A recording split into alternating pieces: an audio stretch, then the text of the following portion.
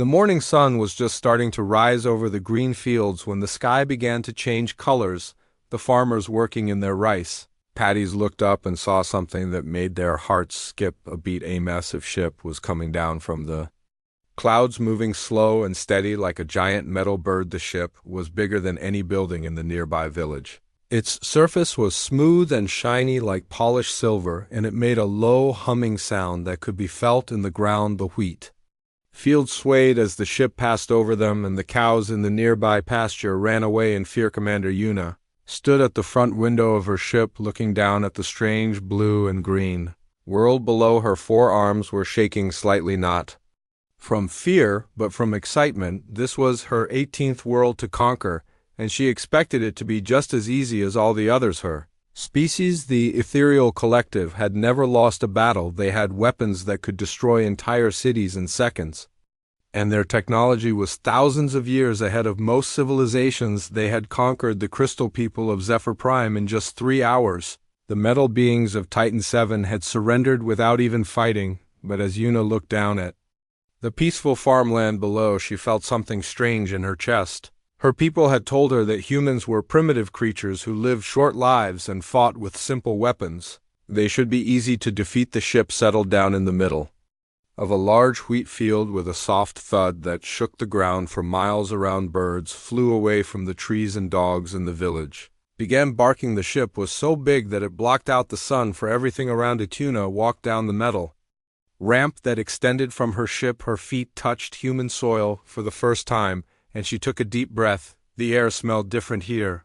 It smelled like growing things and fresh water and something else she could not name. She expected to see humans running away in terror. She expected to hear screaming and crying and begging for mercy. Instead, she heard something that confused her completely. Someone was whistling. The sound was coming from nearby, so Yuna walked around the side of her ship. Her 6 eyes looked in every direction until she spotted the source of the sound. A human male was sitting on a wooden fence about 50 meters away. He was wearing simple clothes and had dirt on his boots. The human was not looking at her massive ship. He was not staring at her alien appearance with 4 arms and purple skin. Instead, he was looking at a small device in his hands and making marks on it with a thin stick. Yuna walked closer and saw that the human was writing numbers and letters. She could read the device because her people had studied human languages. The device showed information about crops and weather and soil conditions. The human looked up when she got close, and Yuna saw his face clearly for the first time. He had dark hair and brown eyes, and his skin was tan from working in the sun. There was something calm about his expression that made Yuna feel uneasy. On his shirt was a small piece of cloth with writing on it. The words said, "Doyun Farm Manager," in simple human letters. "Hello there," said Doyun in a voice that sounded like he was talking to a neighbor. "You are blocking my water pipes. Could you move your ship a little bit to the left? I need to water my crops this morning." Yuna felt her mouth open in shock. Never in all her years of conquest had anyone spoken to her like she was just another person. The Christic people had thrown themselves on the ground and offered her their most precious gems. The vapor beings had created beautiful songs to honor her arrival, but this human was treating her like she was interrupting his workday. Commander Yuna of the Ethereal Collective," she said, using the special tone that made most creatures freeze in fear. "We have come to claim this world. You will surrender now or face destruction." Doyon tilted his head slightly like he was thinking about her words. Then he pointed at his wheat field. "That is very interesting," he said, "but I really do need you to move your ship. My irrigation system runs right under where you landed. If I do not water these crops today, they will die." Yuna looked where he was pointing and saw thin black pipes running through the dirt. Her massive ship was indeed sitting right on top of them. Water was already starting to pool around the edges where the pipes had been damaged. "Do you understand what I am telling you?" asked Yuna, her voice getting louder. "We are here to conquer your planet. Your entire species will become our slaves." "That sounds like a big job," said Doyon, making more marks on his device. "How long do you think it will take?" "I have a meeting with the seed company this afternoon, and I really cannot miss it. They only come to this area once a month." Yuna felt something she had never felt before in all her conquest's complete confusion. The human was not afraid. He was not angry. He was not begging for mercy. He was worried about a business meeting. She looked back at her ship. where dozens of her crew members were watching through the windows. They were all waiting for her to demonstrate the power of the ethereal collective. They expected her to either accept the human surrender or destroy him as an example, but Do-yun was already walking back toward a small building near the field. He called over his shoulder, "If you are going to stay here for a while, you might as well come inside. I just made coffee and I have some fresh bread." Coffee was a human drink that Yuna had heard about in her briefings. It was supposed to contain chemicals that made humans more alert and energetic, but she had never been invited to share it with a member of a species she was supposed to conquer. Do-hyun reached the building and opened the door. He looked back at her and smiled. The smile was not afraid or fake. It was the kind of smile someone gives to a friend who has come to visit. "Are you coming?" he asked. "The coffee will get cold if you wait too long." Yuna looked at her ship again. Her crew was still watching. Her weapons were still charged and ready to fire. She could destroy this human and his entire farm with a single command. Instead, she found herself walking toward the small building. The door was barely big enough for her to fit through, and she had to bend her head to enter. The inside was simple but clean. There was a table with 2 chairs and a small kitchen area with strange human device. Do-yun was standing next to a machine that was making bubbling sounds. Steam was rising from the top, and the air smelled rich and warm. He poured dark liquid into 2 cups and handed one to her. "Try." He said, "It is nothing fancy, but it wakes you up in the morning." Yuna took the cup with her primary hands. Her secondary arms hung at her sides, not knowing what to do. The liquid was hot and bitter, but not unpleasant. Through the window she could see her massive warship sitting in the wheat field. Water was still pooling around its base, and she realized the human had been right about his irrigation system. "Tell me something," said Do-yun, sitting down in one of the chairs. "Why did you choose my farm? There must be bigger places, more important places on this planet." Tuna sat down carefully in the other chair, which creaked under her weight. "We always begin with isolated locations," she said, "areas where we can establish control without interference from large populations." "That makes sense," said Do-yun. "Like testing the water before you jump in the pool." Yuna did not understand the reference, but she nodded anyway. The human seemed to understand military strategy better than most species she had encountered. "But you picked the wrong farm," he continued. "I'm probably the most boring person on this entire planet. I wake up at sunrise, check my crops, water my plants, and go to bed early. I have not had an exciting day in 20 years. Something about the way he said 20 years made Yuna look at him more carefully. There was a quality to his voice that reminded her of her own veteran soldiers, people who had seen things that changed them. "What did you do before farming?" she asked. Do-hyun took a sip of his coffee and looked out the window at her ship. "Other things," he said quietly. "Different things." The conversation had taken a turn that Yuna did not expect. She was supposed to be demonstrating the power of her people. Instead, she was drinking coffee and talking about the past with a human farmer outside her ship sat silent and waiting. Her crew was probably wondering what was taking so long. But for the first time in her military career, Yuna was not sure what her next move should be. 2 hours had passed since Commander Yuna first entered the small farmhouse, and she was still sitting at the wooden table. The coffee cup in her hands was empty now, but she kept holding it because she did not know what else to do. Do-yun was standing at the cooking area doing something with a flat metal pan. He had flour on his hands and was mixing ingredients in a bowl.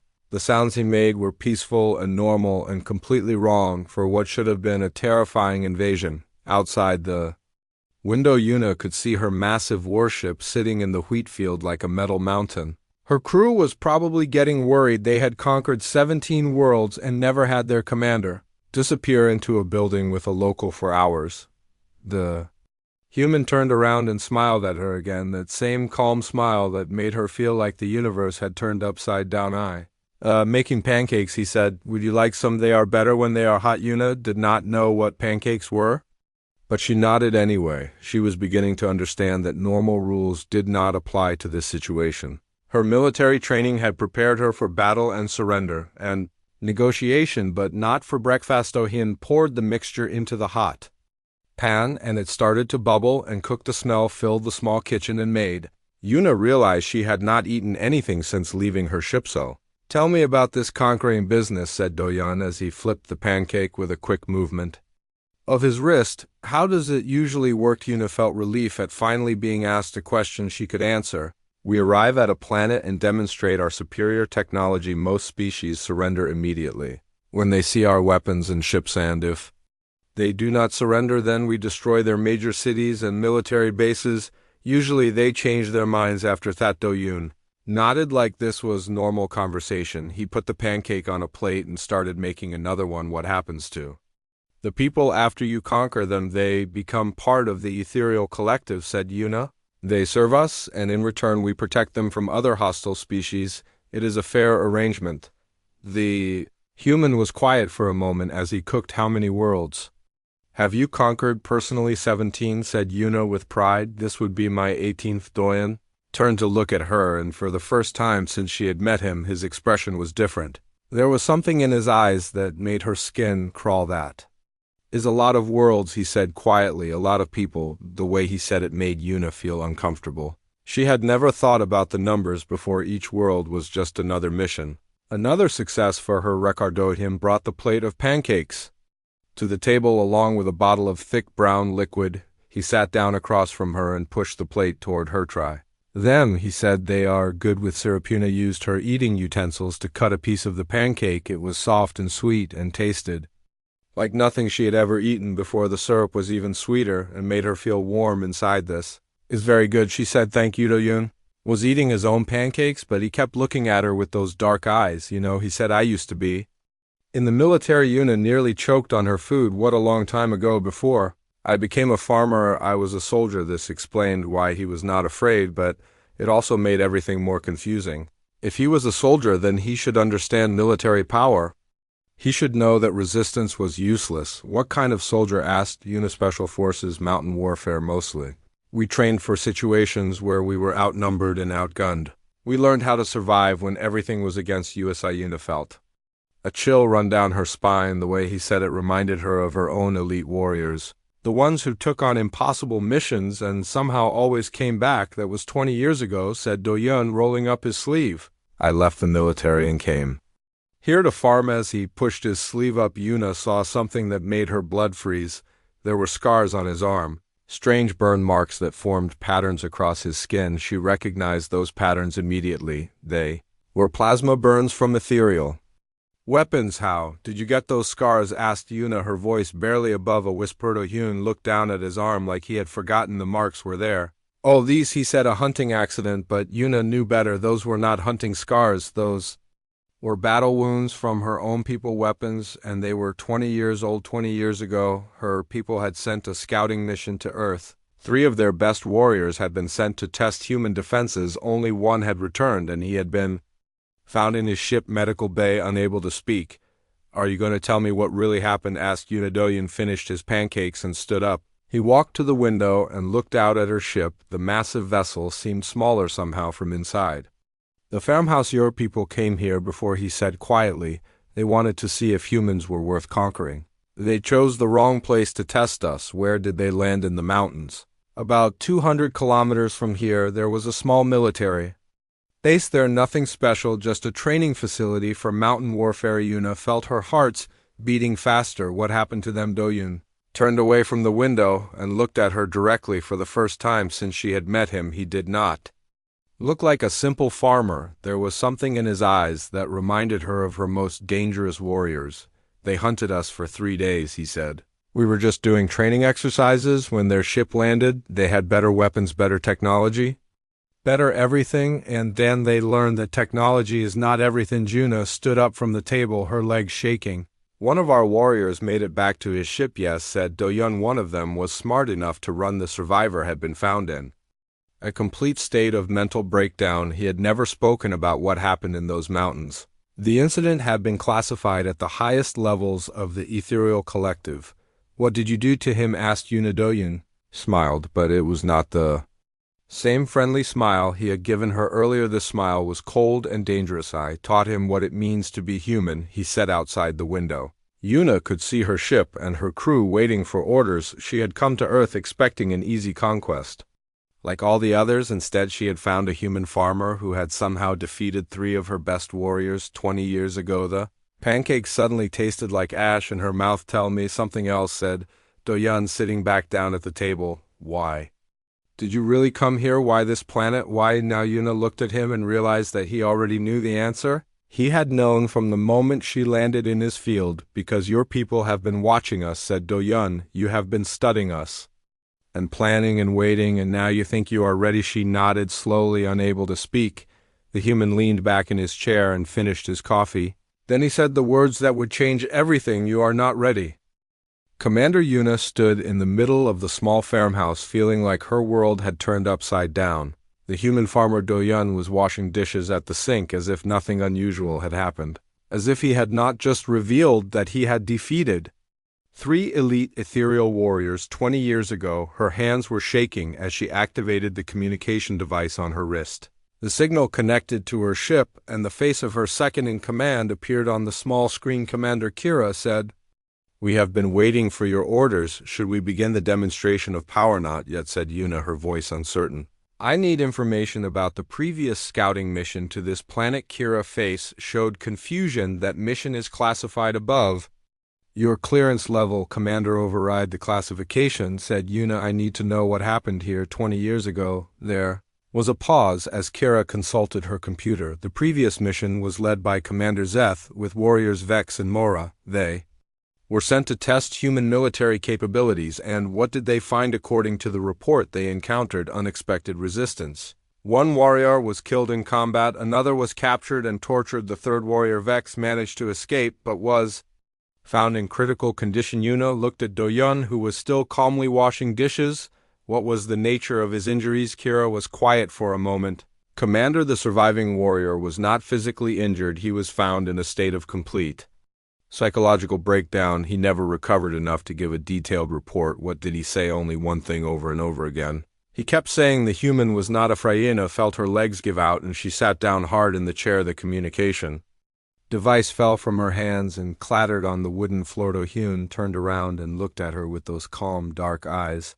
Everything all right? He asked. She managed to pick up the device. Kira was still on the screen, looking worried. Commander, are you there? Tell me about the warrior who was captured, said Yuna. Kira checked her files again. Mora was found 3 days after the initial contact. Her body was discovered at the base of a mountain cliff. The report says she died from a fall, but there were other injuries that suggested prolonged combat. What kind of injuries? Plasma burns from her own weapon, Commander. It appears the human took her weapon and used it against her. Yuna closed her eyes and tried to control her breathing. A human had taken an ethereal weapon and learned to use it in 3 days. That should have been impossible, Commander. Kira continued. The High Command has been monitoring Earth since that incident. They have been waiting for the right opportunity to return, and they chose me. Yes, Commander, they believed your diplomatic approach would be more successful than direct military action. Yuna looked at Do-yun, who was now sitting at the table reading something on his device. He seemed completely unaware that she was learning about his past. What else do you know about this human? She asked quietly. Kira's voice dropped to a whisper. His name is Do-yun Lee. He served in the South Korean Special Forces for 12 years before retiring to become a farmer. He has no family and lives alone. His military record is mostly classified, but what we can see shows extensive combat experience. Any other details, Commander? After the incident with our scouting party, the human left military service immediately. He purchased this farm and has been living here ever since. Our surveillance shows he maintains his combat skills through regular training. Yuna felt a chill run down her spine. What kind of training? Physical conditioning, weapons practice, tactical exercises, Commander. This human has been preparing for our return. The communication ended, and Yuna sat in silence for several minutes. Do-yun was still reading his device, occasionally making notes with his pen. The peaceful scene was completely at odds with what she had just learned. You knew we were coming back, said Yuna. Finalito Hyan looked up from his device. Of course I knew. Your people are not as subtle as they think they are. What do you mean? Satellites have been watching this planet for 20 years. Your ships have been spotted at the edge of our solar system. The governments of Earth have been preparing for what for? You said. Do-yun simply. Yuna stood up and walked to the window. Her massive ship sat in the wheat field, looking powerful and impressive, but suddenly it seemed less threatening and more like a target. How long have you known we were coming? About 6 months, said Do-yun, we detected your fleet when you entered our solar system and you did not try to contact us or negotiate why. Would we do that? You are here to conquer us, not to talk then? Why are you talking to me now? Do-yun closed his device and looked at her directly. Because I wanted to see if you were different from the others. Am I? That remains to be seen. Yuna felt a strange emotion that she had never experienced before. It took her a moment to recognize it as fear, not fear of death or injury, but fear of the unknown. What happens now? She asked. Now, said Do-yun, you have a choice. You can order your ship to attack and start a war that will cost millions of lives on both sides, or you can listen to what I have to tell you. What do you want to tell me? The truth about humans. The truth about why your people have been afraid to come back here for 20 years. Yuna looked out at her ship again. Her crew was waiting for orders. Her weapons were charged and ready. But for the first time in her military career, she was not sure what the right decision was. Tell me, she said. Hyun smiled, but it was not a friendly smile. It was the smile of someone who had seen too much combat and survived too many battles. Humans are not like the other species you have conquered, he said. We do not surrender when we are outnumbered. We do not give up when we are outgunned. When you threaten us, we do not become afraid, we become dangerous. Evening was falling over the wheat fields, and the sky was turning orange and purple. Commander Yuna sat on the wooden porch of the farmhouse, with Do-yun watching the sunset. Her massive warship looked like a dark shadow against the colorful sky. The day had been the strangest of her entire military career. She had learned things that made her question everything she thought she knew about humans and warfare, and conquest. Do-yun was drinking another cup of coffee and seemed perfectly relaxed, as if having an alien commander sitting on his porch was a normal, everyday occurrence. Tell me something, said Yuna, breaking the comfortable silence.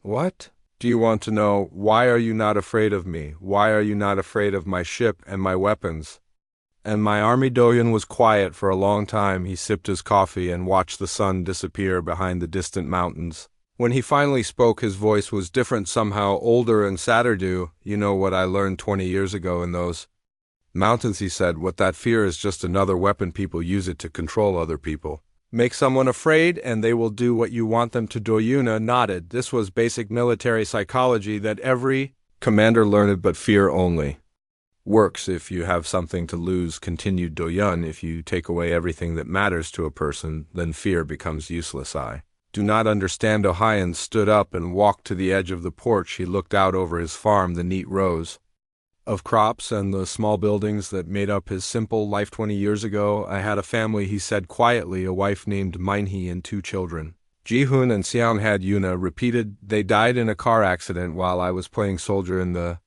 mountains, came the reply. Some drunk driver ran a red light and hit their car. They were coming home from Ji-hoon's school play. Yuna felt something cold settle in her stomach. She had read about human emotions in her briefing materials, but she had never seen grief this deep and personal. When I got the news, I was sitting in a bunker waiting for your 3 warriors to find me, continued Do-yun. I had lost everything that mattered to me. My family was gone and I was alone. What did you do? I stopped caring about living or dying. I stopped caring about pain or fear or anything else.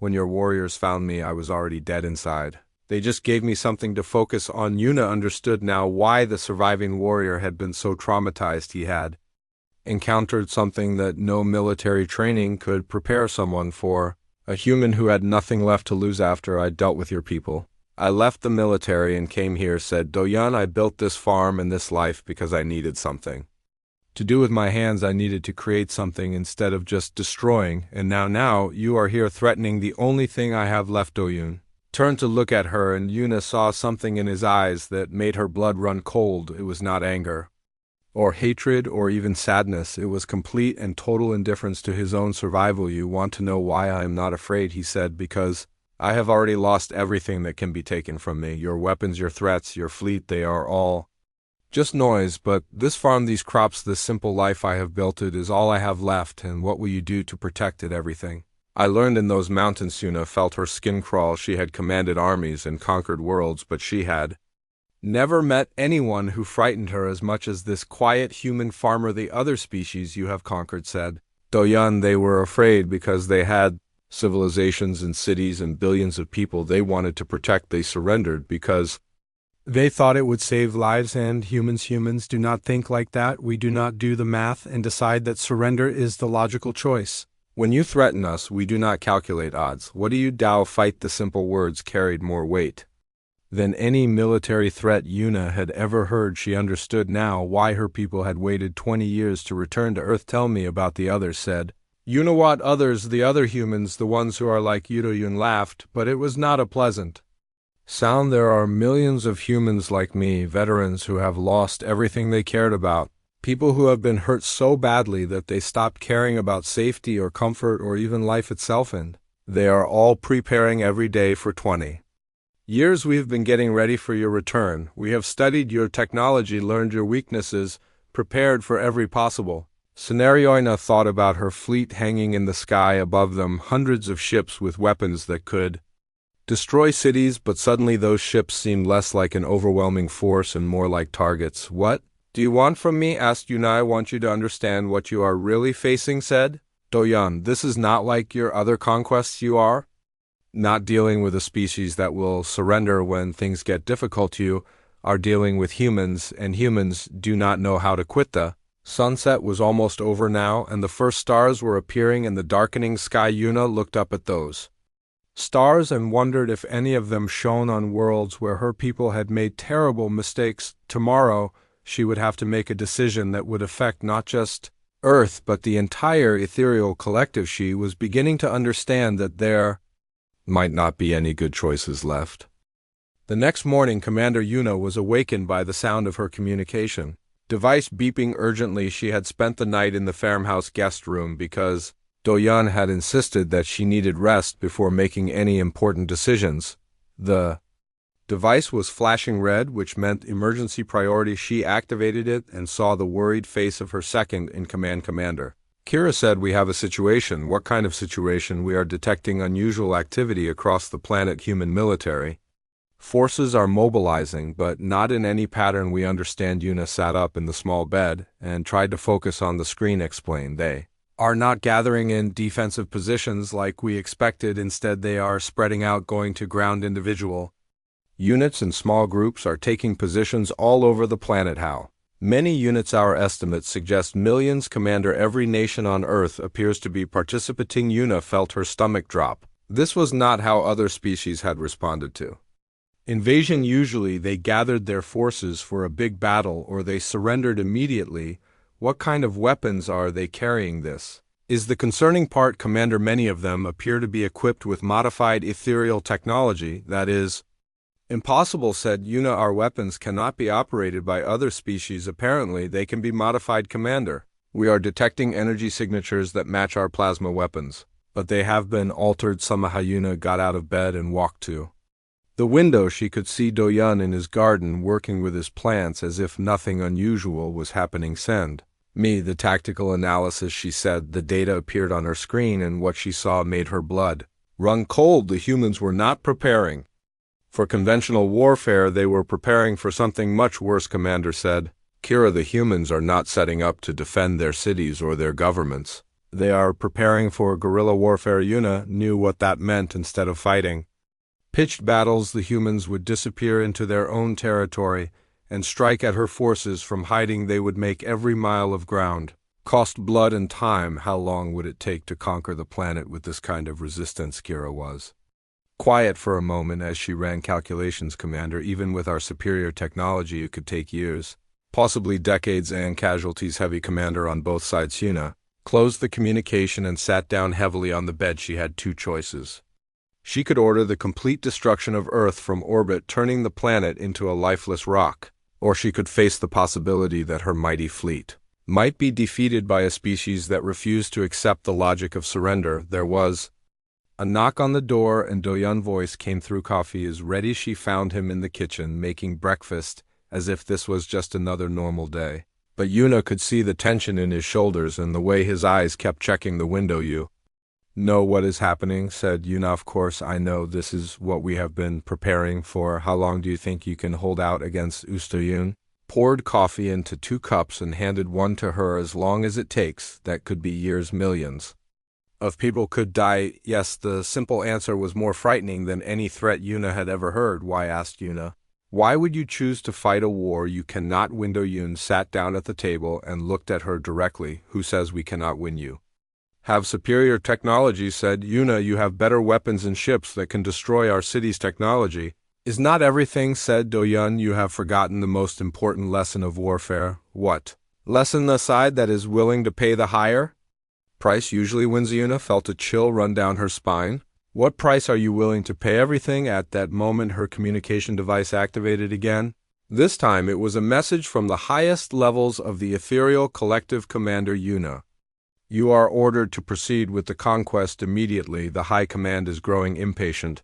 She looked at the message and then at Doyun, who was calmly eating his breakfast. You have to make a choice now, said Doyun. What choice? You can order your ships to attack and start a war that will cost millions of lives on both sides. Or you can do something that has never been done before in the history of the ethereal collective. Is that you can choose to leave? Yuna stared at him. The idea of retreat was so foreign to her people that there was not even a word for it in their language. If I leave, the High Command will send someone else, said Yuna. Maybe, said Doyun. But that someone else will face the same choice you are facing now, and if they choose to fight, then they will learn what you have learned, that humans are not like other species. Yuna activation her communication device and connected to her ship commander. What are your orders? asked Kira. Yuna looked at Doyun, who was watching her with those calm dark eyes. Prepare the fleet for departure, she said. Commander, you heard me.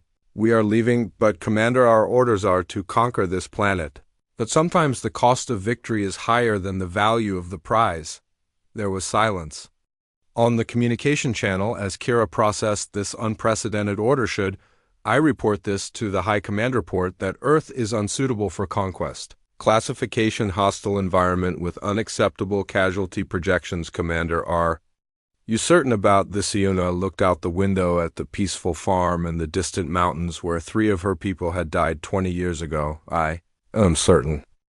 That evening, as the sun was setting over the wheat fields, something extraordinary was happening. Representatives from every major government on Earth were gathering in Doyun's simple farm. They came in military vehicles and aircraft, but they came to talk, not to fight. Commander Yuna stood in the middle of the field, watching as humans in uniforms and business suits took positions around her massive ship. The scene was surreal. Her advanced alien technology, surrounded by creatures she had been sent to conquer. The humans had weapons, but they were not pointing them at her or her ship. Instead, they were standing at attention like soldiers waiting for orders. Doyun walked out of his farmhouse wearing the same simple clothes he had worn all day. He looked completely calm, as if having world leaders meet in his backyard was perfectly normal. Thank you all for coming, he said in a voice that carried across the field. A woman in a military uniform stepped forward. She had stars on her shoulders that indicated high rank. General Park, she said, introducing herself. South Korean Defense Minister.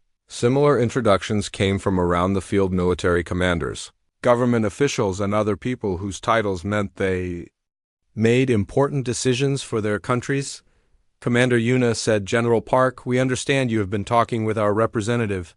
Representative, repeated Yuna, looking at Doyun. I may be a farmer now, said Doyun, but I am still a citizen of Earth. When aliens come to conquer us, I suppose that makes me a representative whether I want to be or not. One of the other humans stepped forward. He was older, with gray hair, and wore a suit instead of a military uniform. Mr. President, said General Park, allowing him to speak. Commander Yuna, said the President, we have been monitoring your fleet since it arrived. We know you have the power to destroy our planet. Yes, said Yuna, we do. But you have not used that power. No, why not? Yuna looked at all the faces around her, humans who should have been terrified but instead seemed calm and determined, because, said Yuna, your representative has taught me something about your species. The President nodded. What has he taught you that you are not like other species we have encountered? A younger man in military uniform stepped forward. General Chun, he said, Chinese Defense Minister, what makes you think we are different? Yuna took a deep breath and looked at Doyun, who gave her an encouraging nod. Other species we have conquered were afraid of death, said Yuna. They surrendered because they wanted to preserve their lives and their civilizations, and humans, we are not afraid of death, said Doyun, answering for his species. We are afraid of slavery. We are afraid of giving up our freedom. We are afraid of becoming something we are not. The President stepped closer to Yuna. Commander, what did you learn about us, that you would rather die fighting than live as slaves? Said Yuna, that you will not surrender even when surrender is the logical choice. General Park nodded. That is correct. And said Yuna, that you have been preparing for this moment for 20 years. The humans exchanged glances and the president spoke again. Actually, Commander, we have been preparing for this moment for much longer than 20 years. We have been preparing for this moment since the first human looked up at the stars and wondered what was out there. Yuna felt something she had never felt before in her military career, a deep respect for an enemy species. The president continued. When we learned that there were other intelligent species in the universe, we knew that someday we would have to choose between freedom and safety. We chose freedom even if it costs millions of lives. Asked Yuna. The president was quiet for a moment, as if the weight of the decision was heavy on his shoulders. Yes, he said finally, even if it costs millions of lives. That is when Yuna understood the true nature of humanity. They were not just willing to fight for their freedom, they were willing to die for it, and more importantly, they were willing to kill for it. Commander, said General Chun, we have a question for you. What question? Why are you not afraid of us? The question hung in the air like a challenge. Yuna looked around at all the human faces watching her. They were waiting for her answer. She thought about her conversation with Do-Yun about the 3 warriors who had died in the mountains 20 years ago, about the millions of humans who were prepared to fight a war they might not win because, said Yuna finally, I understand now what it means to be human. The president tilted his head. What does it mean to be human? It means, said Yuna, that you are not fighting for what you have. You are fighting for what you might become. You see death as a price you are willing to pay for freedom. The humans were quiet, waiting for her to continue. Every person here has already made their choice, said Yuna. You know what my people are capable of. You know, we can destroy your cities and your armies, but you also know that even if we kill every human on Earth, we will never truly conquer you. Why not? Asked General Park. Because the idea of humanity will survive. The refusal to surrender will spread to every species we encounter. After this, they will learn that resistance is possible. Do-Yun stepped forward and looked directly at Yuna. You asked me why I'm not afraid, he said. Yes, I am not afraid. Because fear is what you feel when you are trying to preserve something you might lose, but we humans are not trying to preserve anything. We are trying to become something greater than we are. And what is that? Free, said Do-Yun simply and completely. Free. The silence that followed was complete. Even the wind seemed to stop blowing. Yuna looked up at her fleet hanging in the sky like dark stars. Then she looked at the humans surrounding her. Take your ships and leave, said the president quietly. Mark Earth as forbidden territory? Why should I do that? Because, said Do-Yun, if you want this world, you will have to take it one grave at a time. And in the end, when you are standing over the ashes of our civilization, you will realize that you did not win. You will realize that we taught you what it means to be human. Commander Yuna stood in the middle of the wheat field surrounded by humans, who should have been her subjects but had instead become her teachers. She activated her communication device. All ships prepare for immediate departure. Commander, asked Kira, what should I record as the reason for withdrawal? Mark Earth as unsuitable for conquest, said Yuna. Classification maximum threat level. As her ships began to disappear into the night sky, Commander Yuna remained standing in the field. Why did you stay? Asked Do-Yun. Because, said Yuna, I finally understand what it means to be afraid, and I think I would like to learn what it means to be free.